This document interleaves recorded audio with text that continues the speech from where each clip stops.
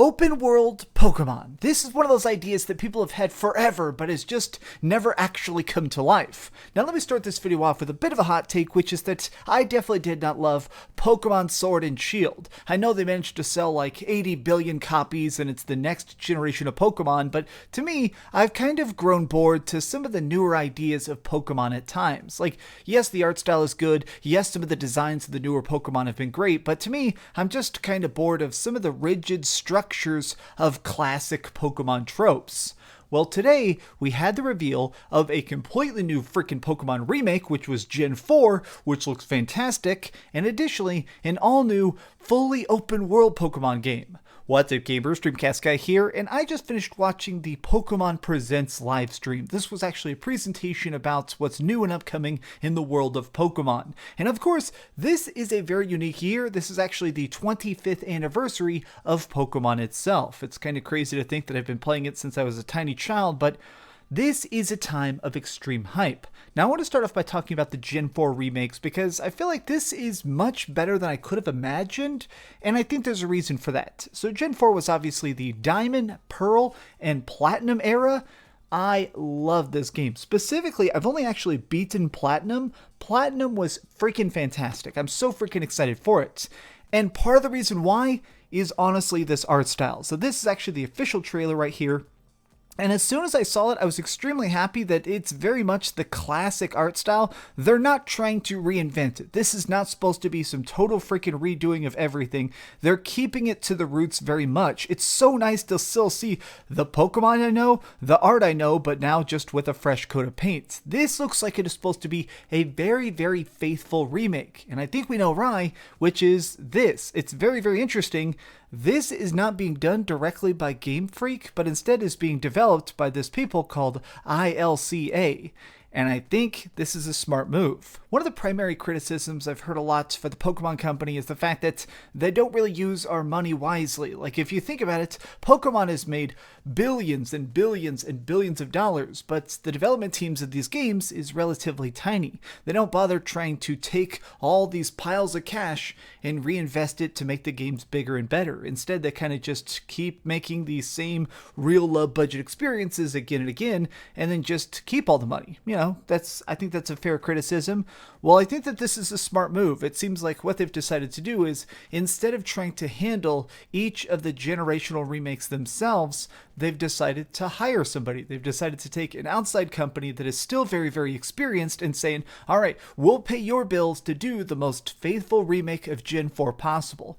And I think that this is a very smart move. Now Pokemon Company themselves can focus on next-gen experiences, whatever the heck's going on with Pokemon Snap, which does look freaking fantastic too, and this new project, which is Pokemon Arceus. Now I am losing my mind. This is open world Pokemon. This is Breath of the Wild Pokemon. It actually takes place in Sinnoh, which obviously, yes, we've been there before, but it's feudal Japan Sinnoh. Look at the freaking houses. Look how freaking old school this is. We get to chance. You know what? I'm about to lose my mind. Look at this. We can actually run around in grass. We can freaking dodge roll because, yes, everybody loves a good dodge roll. You sneak up on Pokemon, you throw Pokeballs, you actually get to capture them. Look at these ninja attacks. Like, here, I want to actually show you the combat itself. This is a full-blown, for realsies, open world Pokemon game. Look at Bidoof. Look at this adorable little Bidoof. Now here's why I'm excited about it, because you may be saying, okay, it's just Pokemon, it's a little kid's game, blah, blah, blah, blah, blah. My thing is that the reason that I have gotten bored about Pokemon, it's not the problems with elemental types, it's not even the designs themselves. My problem with Pokemon is the fact that it hasn't felt new and different in so freaking long. Like, yes, you could probably say that one of the games that did try and break the mold was Let's Go. I didn't really love Let's Go, but part of that was just the fact that it was so simplistic, the idea of catching only. This does have battles. Let me show you a freaking battle here. This does have some classic style battles. Like the fact that we can still go into combat with our freaking buddies, level them up, get their new stats. This is exactly what I wanted. I feel like Pokemon is doing the proper thing. I've talked in the past about the difficulty of sequels at times. If your franchise has been going on for decades and decades, such as Pokemon has, there is the difficulty of what can you do next? How do you manage to reinvent this in a way that feels faithful to the originals, but also fresh and new simultaneously? I mean, that's kind of the toughie, right? If you're going to do something, do you change up the combat? Do you change up the strategy? Do you change up the magic and art style?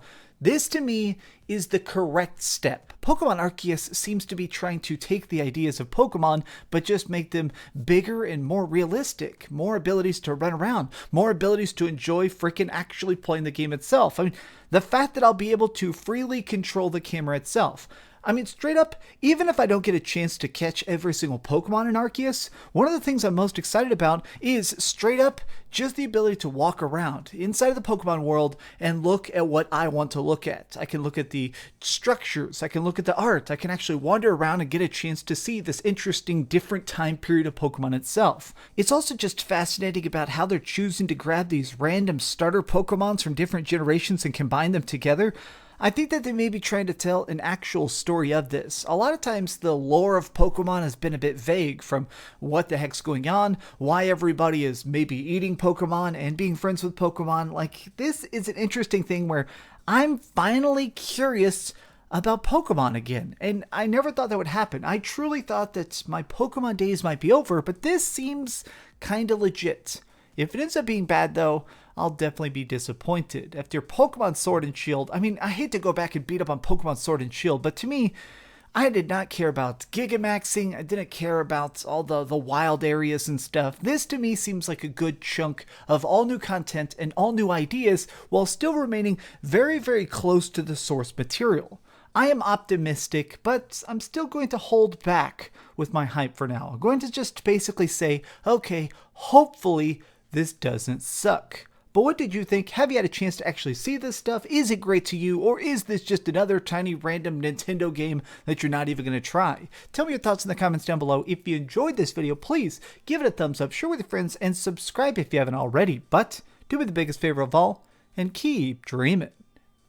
Ooh boy. Oh man, I even grabbed my Soul Silver. Ooh, more Pokemon. I mean, I know sometimes people make fun of the fact that the Pokemon remakes are more loved than the main series, but let me tell you, buddy, that brilliant, classic games. I'm here for it. Thanks so much for watching that video. If you want to see something else, you can always click this link to see what I put up last, or, you know, subscribe and see what's coming up next. Also, I promise that whatever I do, it'll try not to suck.